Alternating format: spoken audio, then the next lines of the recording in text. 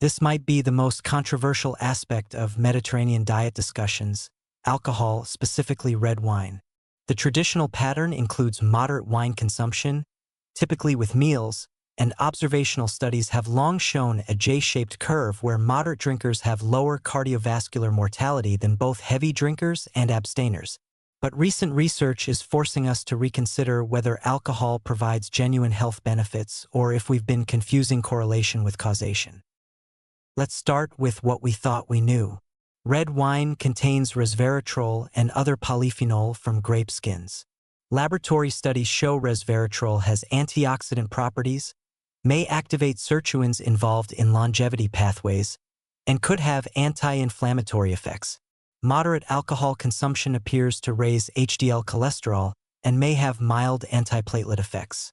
Population studies showed that moderate drinkers, defined as up to 1 drink daily for women, 2 for men, had about 20 to 30% lower cardiovascular mortality than abstainers. But here's the problem with that research. Observational studies can't prove causation, and there's significant confounding. Moderate drinkers differ from abstainers in many ways beyond alcohol. They tend to have higher socioeconomic status, better access to healthcare, more social engagement, and healthier baseline behaviors. The abstainer category includes former heavy drinkers who quit due to health problems, which skews the comparison. When you use never drinkers as the comparison group and adjust for socioeconomic factors more carefully, the apparent benefit of moderate drinking largely disappears.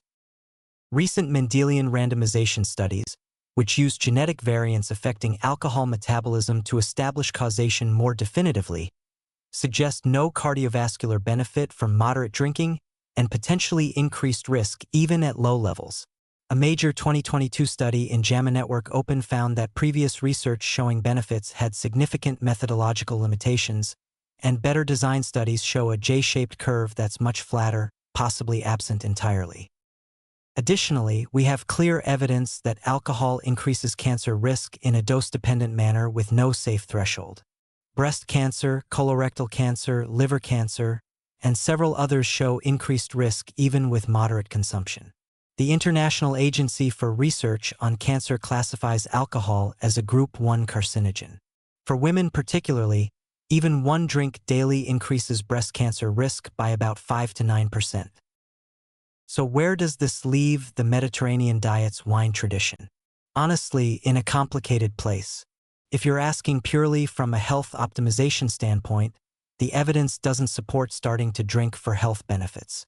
The polyphenol in red wine can be obtained from grape juice, berries, and other plant foods without the alcohol. The social and cultural aspects of Mediterranean dining, leisurely meals, social connection, don't require alcohol. However, if someone already enjoys moderate wine consumption, particularly with meals in the Mediterranean pattern, the risk at truly moderate levels, 5 to 6 glasses weekly maximum, with food, appears relatively small for most adults without specific risk factors. Risk factors that change this calculation include personal or strong family history of breast cancer, liver disease, alcohol use disorder history, pregnancy or planning pregnancy, medications that interact with alcohol, or conditions like atrial fibrillation. The Mediterranean pattern of drinking differs significantly from other patterns. It's moderate, it's with food, it's typically wine rather than spirits, and it's integrated into a social meal rather than binge drinking. These factors may modulate risk, though they don't eliminate it. For people who choose to include wine, quality matters. Organic wines have fewer sulfites and pesticide residues. Lower alcohol wines, 11 to 12% rather than 14 to 15%, allow for more moderate consumption. And truly limiting intake is essential. The Mediterranean moderate of 5 to 7 glasses weekly is far below American moderate drinking, which often creeps much higher. Non-alcoholic alternatives exist. Dealcoholized wine retains most polyphenol while removing alcohol. It won't taste identical, but it provides similar compounds without the risks. Fresh grape juice, pomegranate juice, and berry juices offer polyphenol from alternative sources. The honest recommendation is that wine is not an essential component of Mediterranean diet health benefits, and the risk-benefit profile has shifted unfavorably as better research has emerged.